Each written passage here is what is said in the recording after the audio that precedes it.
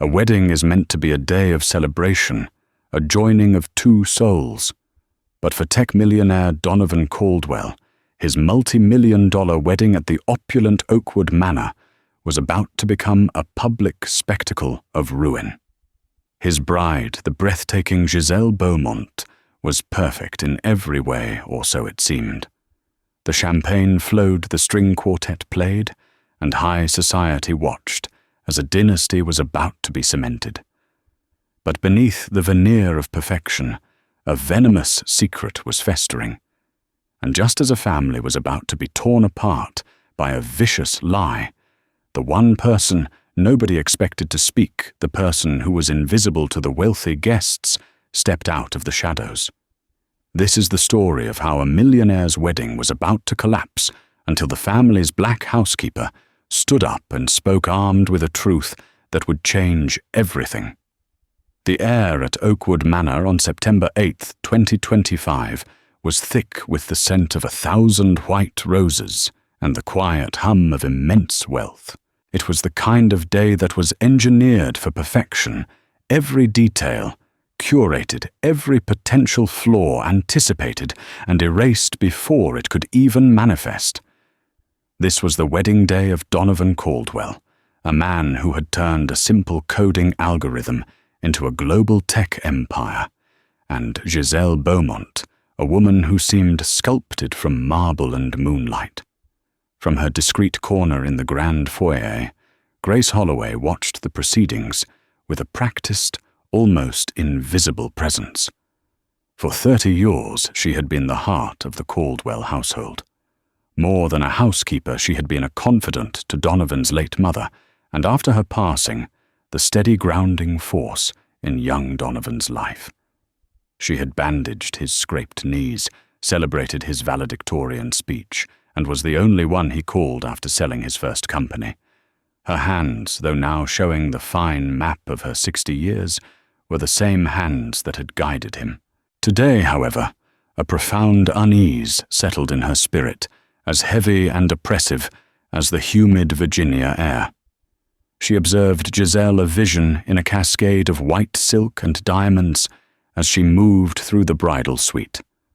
Giselle's laughter was like a melody, but Grace had seen the way her eyes, the color of a winter sky, would turn to ice when a junior bridesmaid's ribbon was slightly askew, or a waiter offered the wrong vintage of champagne. It was a cold, quick flicker of disdain, immediately masked by a dazzling smile. Donovan, bless his heart, was utterly smitten. Grace saw him watching his bride-to-be, his expression one of pure, unadulterated awe. He was a good man, brilliant in the boardroom, but sometimes blind in matters of the heart. He saw Giselle's ambition as drive, her possessiveness as passion, and her meticulous control as a charming perfectionism. He was in love with the beautiful painting, unaware of the toxic lead in the paint. The tension was most palpable between Giselle and Donovan's younger sister, Penelope Caldwell. Penelope, a sharp-witted art historian with a no-nonsense demeanor, made no effort to hide her distrust. She's a barracuda in a Vera Wang dress. Donnie Penelope had pleaded with her brother a week prior, her voice low and urgent in the library. Donovan had sighed, running a hand through his sandy brown hair. "Penny, please. Not today. You just don't know her." "Oh, I know her type," Penelope had retorted. "I know she's convinced father that merging the Caldwell and Beaumont names is some grand dynastic move. I know she sorted the guest list by net worth. I just don't know if you know her. Their father, Walter Caldwell, was another matter entirely. A patriarch from a bygone era, he valued legacy image and powerful alliances above all else. Giselle, with her impeccable pedigree and social grace, was in his eyes the perfect match.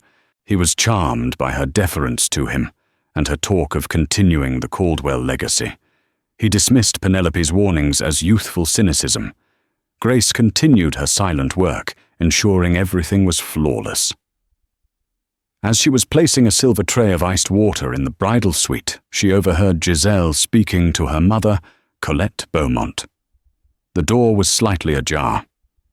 "And Penelope has the audacity to wear the sapphire earrings." Giselle's voice was a low hiss, stripped of its usual melodic quality.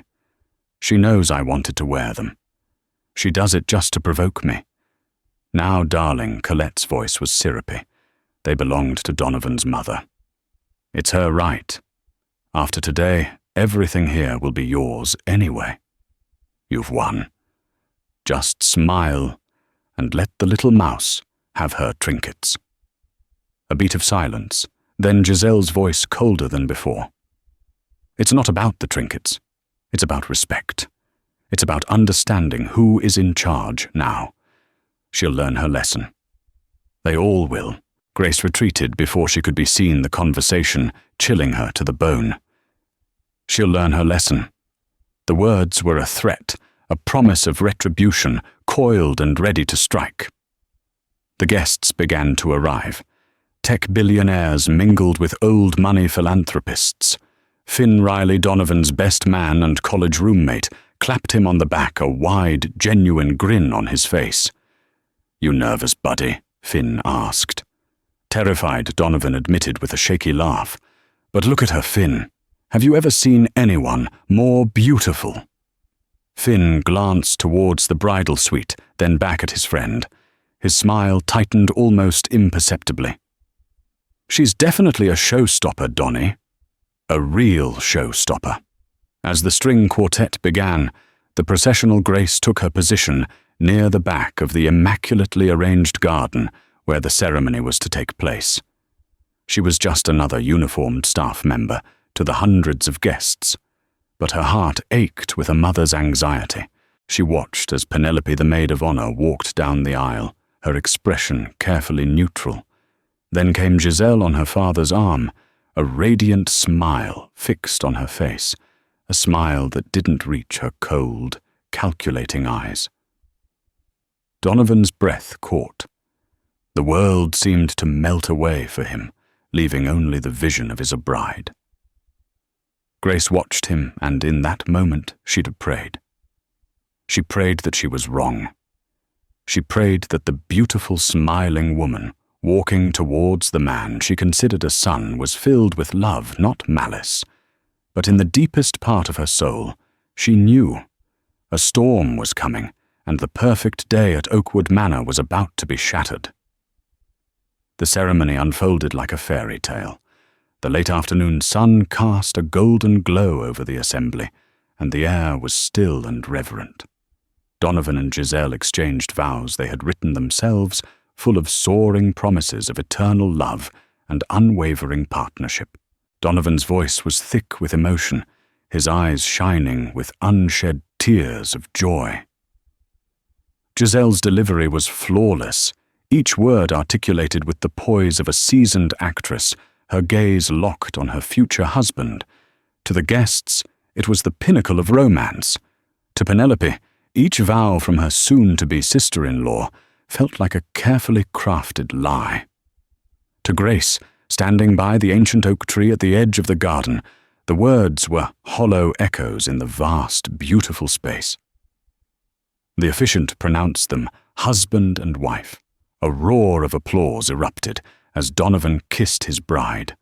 The tension that had coiled in Grace's stomach seemed for a fleeting moment to ease. Perhaps she had been mistaken. Perhaps love, Donovan's pure and simple love, could temper the cold ambition she saw in Giselle. The reception began on the grand terrace overlooking the rolling hills of the estate. Champagne towers glistened and a jazz ensemble played softly. The new Mr. and Mrs. Caldwell made their entrance to another wave of applause, Giselle waving graciously, her diamond wedding band catching the light. The first 2 hours were a blur of toasts, gourmet food, and polite conversation. Walter Caldwell gave a booming speech about legacy and the joining of two great families. Finn Riley offered a heartfelt, humorous toast to his best friend, carefully omitting any direct praise for the bride, and focusing instead on Donovan's character. The catalyst for the collapse came, as Grace had feared, from Giselle herself.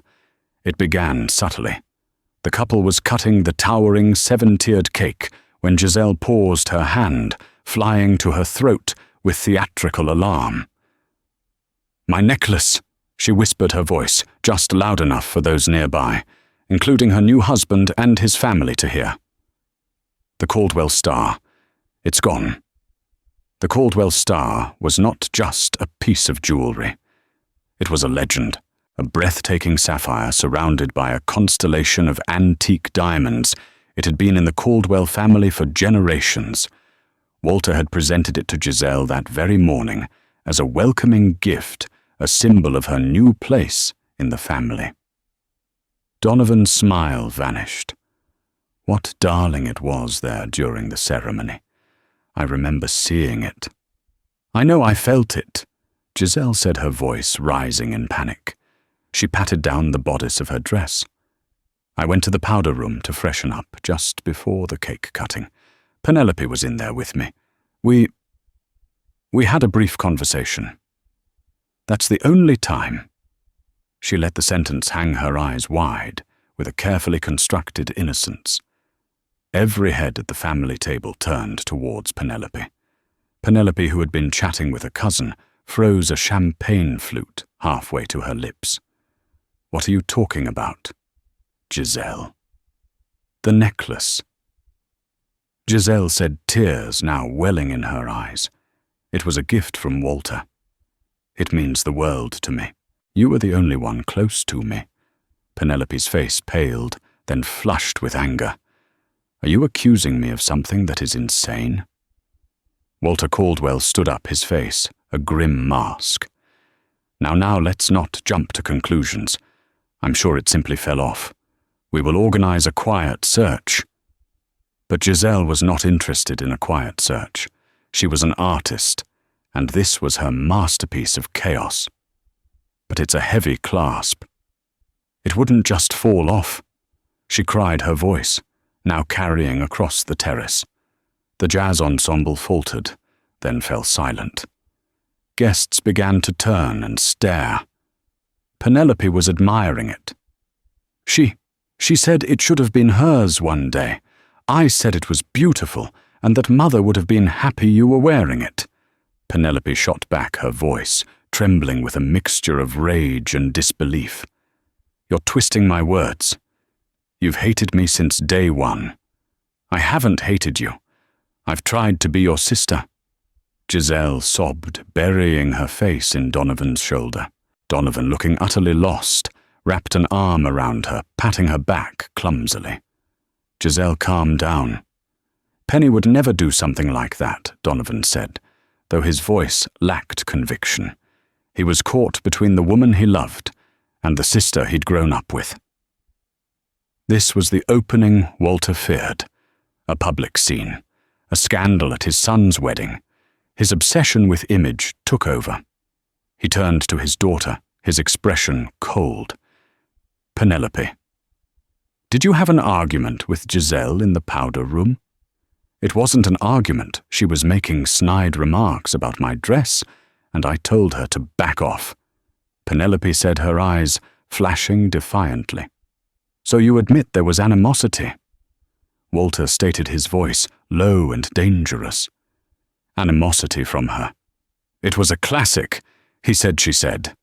But Giselle was the more convincing performer. Her tears were perfect, her distress palpable. Penelope's anger, by contrast, made her look defensive and guilty. Giselle's mother, Colette, now glided to her daughter's side. "Walter, I think for everyone's peace of mind, perhaps Penelope wouldn't mind if we just checked her clutch to rule it out, of course." The suggestion hung in the air, a vile, poisonous thing. To accuse was one thing, to demand a search was another. It was a public branding. Penelope stared at her father, her eyes pleading. "Father, you can't believe this." Walter's jaw was tight. He looked from the weeping Giselle to his defiant daughter. The eyes of 200 of their most influential peers were on them. He made a choice, not for truth, but for control. "Penelope, give Mrs. Beaumont your purse." It was a command, not a request. The betrayal was so profound, it struck Penelope speechless. Tears streamed down her face as she looked at Donovan, who simply stood there, paralyzed by indecision. With a shaking hand, Penelope thrust her small, beaded clutch at Colette Beaumont. Colette opened it with a grim flourish. She rummaged inside for a moment, her expression unchanging. She pulled out a lipstick, a phone, a credit card. The purse was empty. A collective sigh of relief started to ripple through the onlookers. But Giselle wasn't done. "My room," Giselle whispered, her voice broken. She went to my room before the ceremony to get my wrap. She was alone in there. Walter's face hardened. This had to end. The scandal was metastasizing. "Fine," he bit out. "Finn, go with her. We'll settle this now." He looked at his daughter with utter disappointment. "I suggest you go with them, Penelope. Prove your innocence." Humiliated, flanked by her brother's best man, who wouldn't meet her eye, and the bride's venomous mother, Penelope, was escorted from the terrace and back into the main house. The guests stood in stunned, gossiping clusters. The fairy tale had shattered. The wedding was collapsing into a vulgar soap opera. Donovan looked around at the wreckage of his perfect day, his face a canvas of confusion and pain. He looked at Giselle, who clung to him, her sobs shaking her body. From her place by the oak tree, Grace Holloway felt a cold, hard certainty settle in her heart. She had seen Giselle's eyes as she made the accusation. There was no grief in them, only triumph. The lesson she had promised Penelope was being delivered. And Grace knew she could not let it happen. The boy she had raised was being manipulated, his family torn apart by a predator he had invited into their home. The silence she had maintained for 30 years was about to be broken. The 10 minutes that followed were the longest of Donovan Caldwell's life. The music had died completely. The hum of conversation had been replaced by a tense, conspiratorial whispering. Guests shifted uncomfortably, avoiding eye contact with the groom and his father, as if the family's implosion were a communicable disease. Donovan stood frozen on the terrace, a statue of a happy groom, with Giselle still attached to his arm. Her sobs had subsided into delicate, shuddering breaths. She was playing the part of the wronged victim to perfection, leaning on her new husband for support, her every gesture designed to elicit sympathy and cement Penelope's guilt in the court of public opinion. Walter Caldwell paced near the edge of the terrace, like a caged lion, his face thunderous. He was a man who detested disorder, and his son's wedding had just become the most disorderly event of the season. His anger, Donovan knew, would be looking for a target, and it had already found one in his daughter. From the back, Grace watched the agonizing scene. She saw Donovan's conflict, his desperate desire to believe his new wife, while his gut surely screamed at him that his sister was no thief. She saw Walter's pride warring with his paternal instinct, and pride was winning. She knew that when Penelope returned, regardless of what was found, a verdict had already been passed. The stain of the accusation would linger, just as Giselle intended. The silence was broken by the sound of footsteps. Finn, Colette, and Penelope re-emerged from the manor. Finn's face was pale and grim. Colette's expression was one of smug vindication. And Penelope looked utterly broken. Her face was ashen, her eyes vacant with shock. In Colette Beaumont's outstretched hand, resting on a silk handkerchief, was the Caldwell star. The sapphire glittered mockingly in the afternoon sun. It was in her travel case, Colette announced, her voice ringing with false sorrow. Tucked away beneath her clothes for the honeymoon. A collective gasp swept through the crowd. It was damning, incontrovertible. Penelope shook her head, a single jerky motion. "No," she whispered, her voice hoarse. "No, I don't. I don't know how that got there. I never touched it. I never—" "Penelope, that's enough." Walter's voice cut through the air like a whip. The shame was too much for him to bear. His daughter, a thief. He couldn't even look at her. He turned to a member of the security staff who had been hovering nearby. "Henry, please escort my daughter to her car. She will be leaving." Father Penelope's voice cracked a raw cry of anguish. "You can't do this. I didn't do it. Donovan, please, you have to believe me." Donovan stared at the necklace, then at his sister's desperate face, then at Giselle's tear-streaked one. He was drowning. "Penny, why would you—" He couldn't finish the sentence. The evidence was right there. It made no sense, but it was there. "She put it there," Penelope shrieked, pointing a trembling finger at Giselle. "She must have. She hates me. She wanted me out of the way." Giselle flinched back as if struck. "How can you say such a horrible thing after I've tried so hard to be your friend? I'm the victim here, and you're still attacking me." The scene was tipping into pure hysteria. The security guard, a large man named Henry, who had worked for the family for years, moved reluctantly towards Penelope. He looked pained to do it, but he had his orders. Penelope looked around wildly, her gaze sweeping over the crowd of strangers and supposed friends, all of whom were staring at her with pity or condemnation. Her eyes landed on her father's implacable face and her brother's confused one. There was no help for her here. She was alone. Her shoulders slumped in defeat. As Henry gently took her arm, a voice calm and clear and resonant, with an authority that had nothing to do with wealth or status, cut through the suffocating tension. "Stop." The word was not shouted, but it commanded the attention of every single person on the terrace. It was a voice that was both familiar and utterly unexpected. All heads turned towards the sound. Stepping forward from the shadow of the great oak tree was Grace Holloway. She still wore her pristine black dress and white apron, the uniform of her station, but she stood with a ramrod straight posture, her chin held high. Her dark eyes, usually so warm and gentle, were now sharp and focused, fixed not on Penelope or Walter, but directly on Giselle Beaumont. A murmur went through the guests.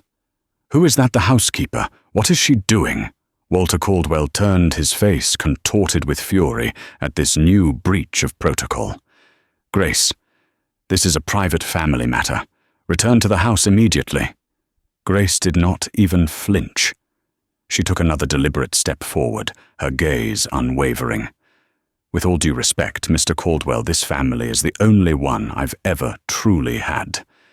And I will not stand by in silence while a viper destroys it from the inside." The collective intake of breath was audible. The insult was so direct, so shocking, that no one knew how to react. Giselle, for the first time, looked genuinely startled. Her mask of victimhood slipped for a fraction of a second, revealing a flash of pure, unadulterated fury. Donovan stared at Grace, his mind reeling. Grace, his rock, the woman who had never raised her voice, never overstepped, never been anything but a source of quiet strength. For her to do this here now, it meant something was terribly wrong. "Grace, what is the meaning of this?" Donovan asked, his voice shaking. Grace finally broke her stare from Giselle and looked at the man she had helped raise. Her expression softened with a deep, sorrowful affection. "It means, Mr. Donovan," she said, her voice clear and strong for all to hear, "that the person you should be asking about that necklace is not your sister. It's your wife. But the story you need to hear isn't about a piece of jewelry. It's about a young girl from the south side of the city, a girl whose life was ruined by this very same woman 10 years ago. It's about my daughter." The terrace, once filled with the joyous sounds of a wedding, was now as silent as a tomb. Grace Holloway's words hung in the air, heavy and laden with a history none of them could comprehend. My daughter. The phrase shifted the entire axis of the drama. This was no longer just about a stolen necklace. It was about something deeper, something personal and painful. Giselle was the first to recover, letting out a sharp, incredulous laugh. "Your daughter? What on earth are you talking about? This is absurd. Donovan, your housekeeper, is clearly delusional." The stress of the day must have gotten to her. Walter pointed a stern finger at Grace. "Grace, I am giving you one final warning. Leave now, and I may be willing to overlook this outburst." But Grace stood her ground, unshakable. She had crossed a threshold from which there was no return, and she would see it through. Her eyes, filled with a righteous, long-simmering anger, met Walter's. "Sir, for 30 years I have respected you and your house," she said, her voice even and powerful. "Today I am not here as your housekeeper. I am here as a mother, seeking the justice that was denied to my child." She turned her attention back to the assembled guests, her gaze sweeping over them, forcing them to see her not as a servant, but as a storyteller, a witness. "Most of you will not know my daughter," she began, her voice taking on a narrative cadence that commanded attention. "Her name is Naomi. My Naomi. She was the first in our family to go to a prestigious university. Not a state school, but the esteemed Westwood University. She got in on a full academic scholarship. She was brilliant. She wanted to be a doctor. She studied day and night, worked a job on campus to help with her books, and never once complained. She was the best of me, the best of all of us." Grace paused, her eyes briefly glazing over with the memory. The pain was still so fresh it could have been yesterday. In her sophomore year, Naomi was a resident advisor in her dormitory. It was a position of trust. She was responsible for the well-being of the freshmen on her floor. It was a floor known for having a certain clique. A group of wealthy popular girls who thought the rules didn't apply to them. They were led by a particularly beautiful and ruthless girl, one who came from a family with a well-known name and a great deal of money. Giselle's face had become a pale, tight mask. "This is a ridiculous, slanderous story," she snapped, her voice high and strained. Donovan made her stop. Donovan, however, was mesmerized. He looked from Grace's pained face to Giselle's panicked one. For the first time, a seed of doubt, a real and terrifying doubt, began to sprout in his mind. "Let her speak," he said quietly. Grace gave him a grateful nod and continued. "This group of girls made a sport of tormenting anyone they deemed beneath them. The scholarship students, the ones who didn't wear the right labels or go to the right vacation spots. My Naomi became a target because she wouldn't look the other way. She wrote them up for having alcohol in the dorms, for noise violations, for bullying a younger student. She did her job, and for that, the leader of the group decided Naomi had to be destroyed. It wasn't enough to get her in trouble. She had to be utterly ruined. This girl with her friends devised a plan. They waited until the week of final exams, the most stressful time of the year.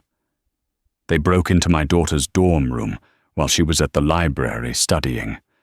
Her voice began to tremble with suppressed rage. They planted an advance copy of the organic chemistry final, stolen from a professor's office, in my daughter's desk drawer. Then they downloaded pre-written essays from the internet onto her laptop. They staged a perfect scene of academic dishonesty. The final step was an anonymous tip to the university's honor council, submitted by the leader herself. Penelope, forgetting her own predicament, stared at Grace, her mouth agape. Walter's stern expression had been replaced by one of confusion. This story, so detailed and specific, was not the rambling of a delusional woman. My Naomi was called before the council. Grace went on, her voice thick with emotion. She walked into a room where she was already presumed guilty. The evidence was overwhelming. The popular girl and her friends gave tearful, convincing testimonies about how they suspected Naomi of cheating for months. They said she'd been bragging about her access to exams. It was my daughter's word, the word of a scholarship kid from the South Side, against the word of 4 legacy students. She was expelled, Grace said the words, falling like stones into the silence. Stripped of her scholarship, her reputation in tatters. The charge of academic fraud on her record meant no other reputable university would even look at her application. Her dream of being a doctor died that day in that room. She came home a broken person. For a year, she barely left her room. The shame, the injustice of it all. It nearly consumed her.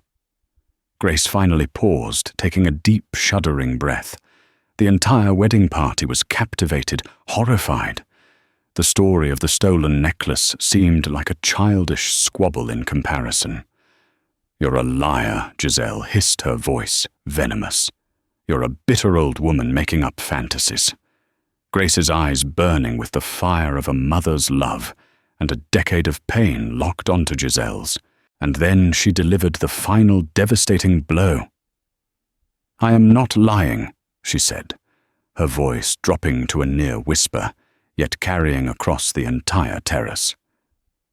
"Because I remember the name on the official university letter that sealed my daughter's fate. I remember the name of the girl who led the charge, the one my Naomi pointed out in her yearbook, her face a mask of perfect angelic innocence. Her name wasn't Giselle then. It was her mother's maiden name. But I never forgot it. The name was Giselle Beaumont. A tidal wave of shock rolled through the crowd. The name, spoken with such certainty, landed with the force of a physical blow. Giselle Beaumont. The connection had been made, the accusation laid bare.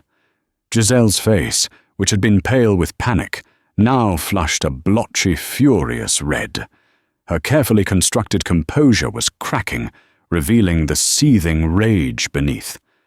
"This is an outrage, a pathetic, desperate fabrication," she shrieked, turning to Donovan.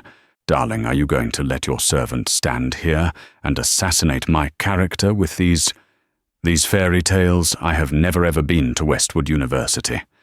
I attended the Swiss finishing school for young ladies for 2 years after high school, before enrolling at the Sorbonne in Paris for art history. It's on my biography for the wedding announcement. Everyone knows this." Her alibi was swift, and for many convincing. The Sorbonne was a far cry from a co-ed American university. Colette Beaumont immediately rushed to her daughter's defense. "Exactly. My daughter has never set foot on this Westwood campus. This woman is insane."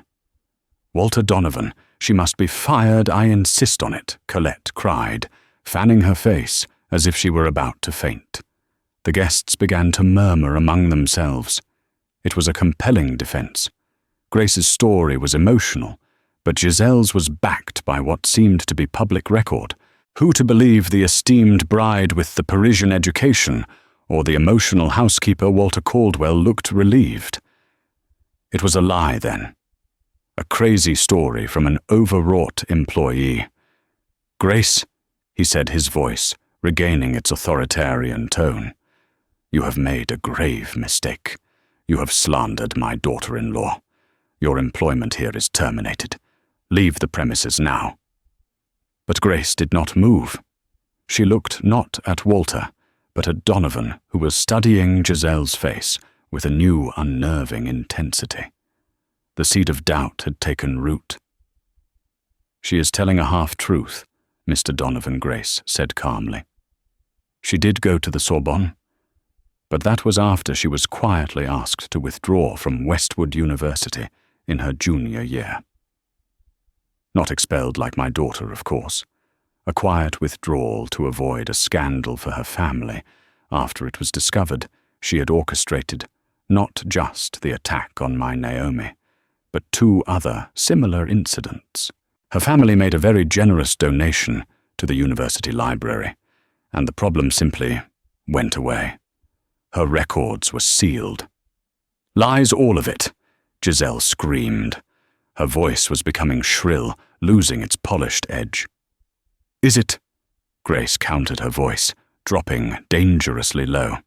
"Then how would I know the name of your freshman year roommate, Jessica Pine, or the name of the chemistry professor, Dr. Alcott, whose office was broken into? How would I know that your clique called itself the Ivory Roses? These are not details a person could invent, Giselle." Giselle's eyes widened in genuine shock. Those names that detail they were real. She had buried that part of her life so deep, she never imagined it could resurface, especially not here, not now. "She could have researched me, stalked me," Giselle stammered, scrambling for a plausible explanation. Donovan finally spoke his voice, quiet but firm. "How do you know these things, Grace?" All eyes were on her. This was the pivotal moment. An emotional story was one thing, proof was another. "Because a mother never stops fighting for her child," Grace replied. "After Naomi came home, I did my own research. I spent nights in the library, made calls. It took me years, but I pieced it together. But I never had definitive proof, just my own conviction. Until 2 months ago." She turned her gaze back to Giselle. 2 months ago, when you began moving your personal effects into Oakwood Manor, you decided to clear out some old things from your parents' attic. Things you deemed juvenile. You gave a few boxes to the staff to be thrown out with the trash. Grace's voice was methodical, each word a hammer blow. "I handle the disposal. It is part of my duties, and I have always believed in being thorough. In one of those boxes beneath some old tennis trophies and equestrian ribbons I found them. A Westwood University yearbook, and a small leather-bound journal." The color drained completely from Giselle's face. She looked as if she'd seen a ghost. "This is preposterous. I never—" "Don't you remember it?" Grace pressed on her voice, relentless. "The yearbook from your sophomore year. There's a picture of the Ivory Roses at the fall gala. You're in the center, smiling, looking radiant. And in the background by the punch bowl is my Naomi looking so sad and alone. And the journal, your handwriting is quite distinctive, Giselle. You wrote about everything. You wrote about how annoying the scholarship RA was. You wrote about teaching her a permanent lesson. You wrote her name, Naomi Holloway. It was the checkmate. I don't have those items with me today," Grace said, looking directly at Walter and Donovan. "I never imagined I would need them on your wedding day." "But they are safe. They are in a bank deposit box, and I imagine the university presented with a written confession might be very interested in unsealing those records you worked so hard to bury." The silence that followed was absolute. Giselle stood exposed and cornered, her lies stripped away. The story wasn't just a story anymore. There was evidence, physical damning proof. Donovan slowly turned to face the woman he had married less than 3 hours ago. The love and adoration in his eyes were gone, replaced by a cold, dawning horror. "Giselle," he said, his voice barely a whisper. "Is this true?" The question hung in the air, simple and devastating. Is this true? It was Donovan's lifeline, a final desperate plea for the woman he loved to deny it all, to provide some rational explanation that could undo the last 30 minutes of horror. But Giselle, for the first time in her life, was out of moves. The intricate web of lies she had woven for years had been torn apart by the one person she had never even considered a threat. Her mind raced, searching for an escape route, but found only dead ends. Grace's knowledge of the names, the journal, the yearbook, it was too specific, too damning. To deny it further would be futile. Her composure, already fractured, finally shattered. The elegant, poised socialite vanished, and in her place stood a cornered animal, her face twisted into a sneer of pure, unadulterated contempt. "So what if it is?"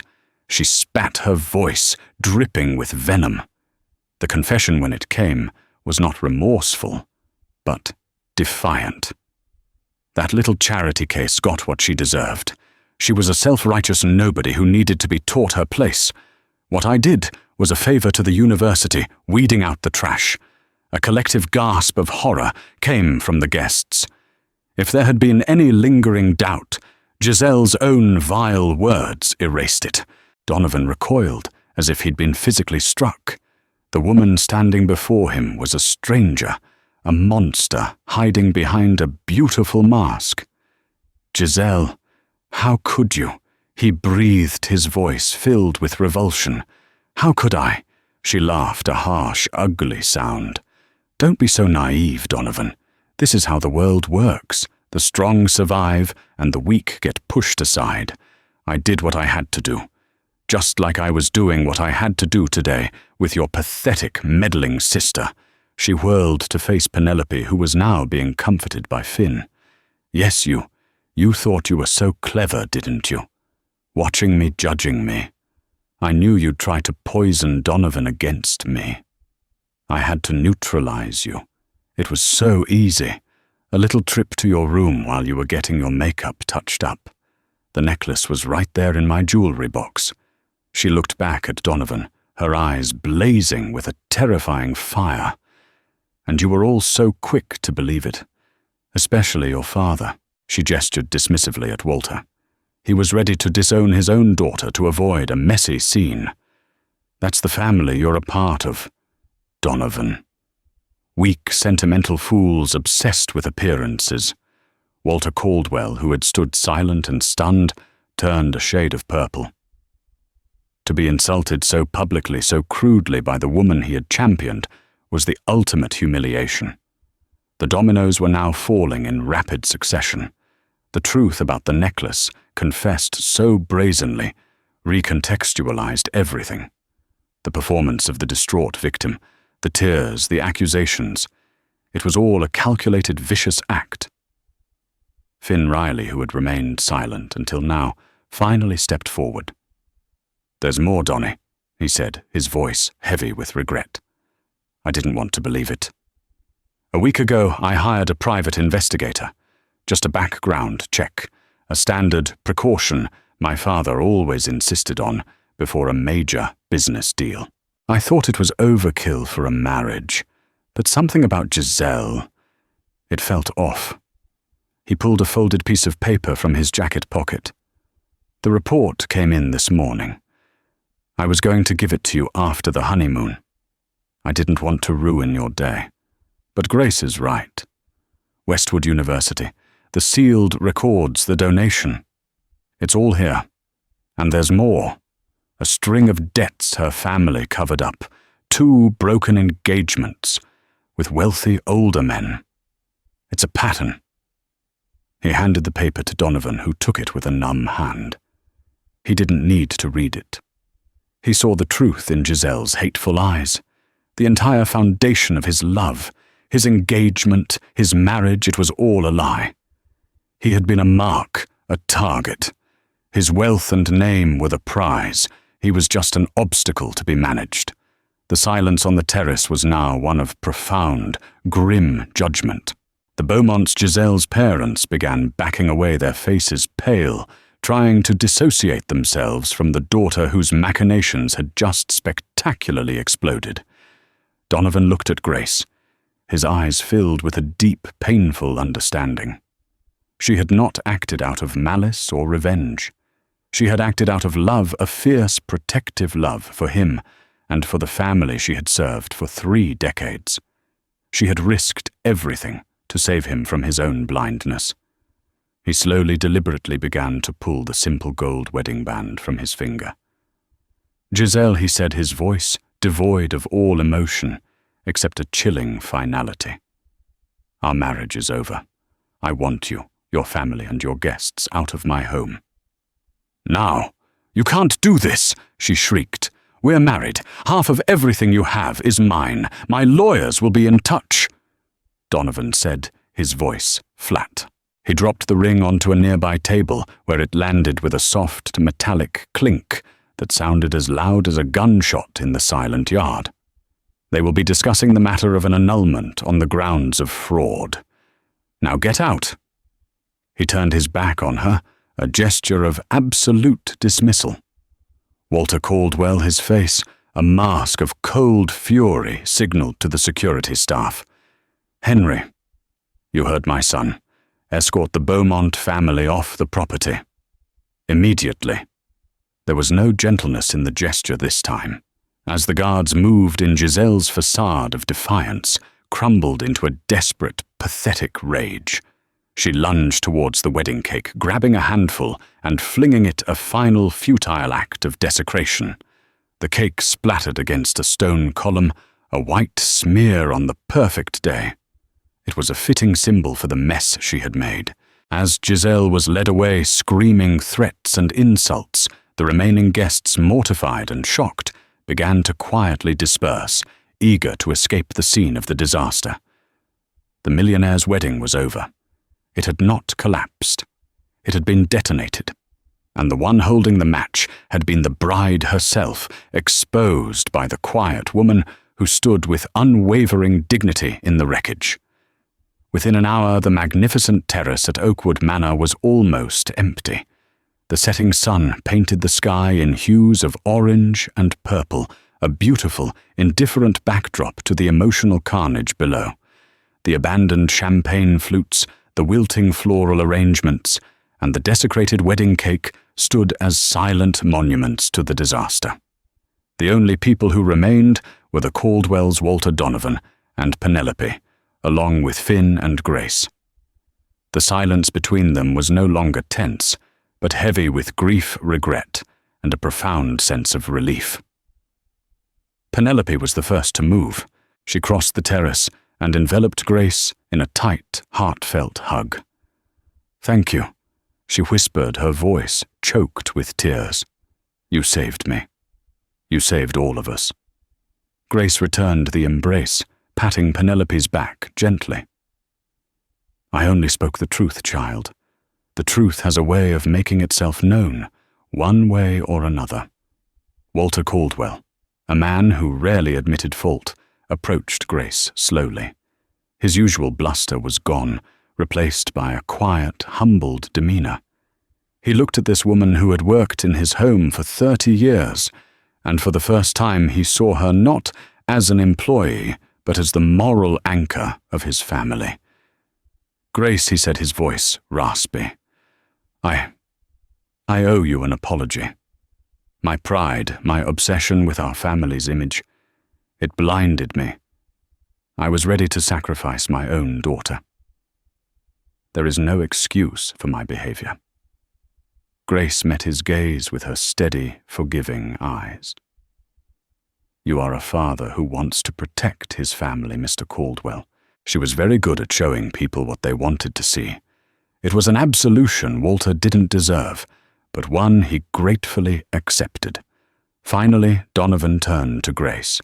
His face was a wreck of emotions: shame, gratitude, heartbreak. He looked like the little boy she had once comforted after a nightmare. "She was right about one thing," Donovan said, his voice raw. "I was a fool, a blind, sentimental fool. I wanted to believe in the fairy tale so badly that I ignored every red flag. Penny tried to warn me. My own gut tried to warn me. But I didn't listen." He stepped forward and took Grace's worn hands in his own. "You have always been my family, Grace. More than anyone. After my mother died, you were the one who was there. You were the one who taught me the difference between right and wrong.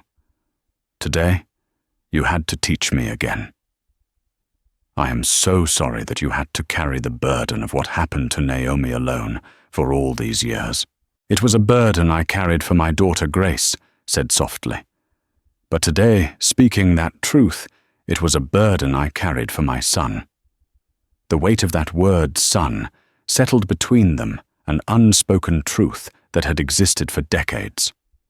What will happen to Naomi now? Donovan asked, his voice full of a desperate need to make things right. I want to help.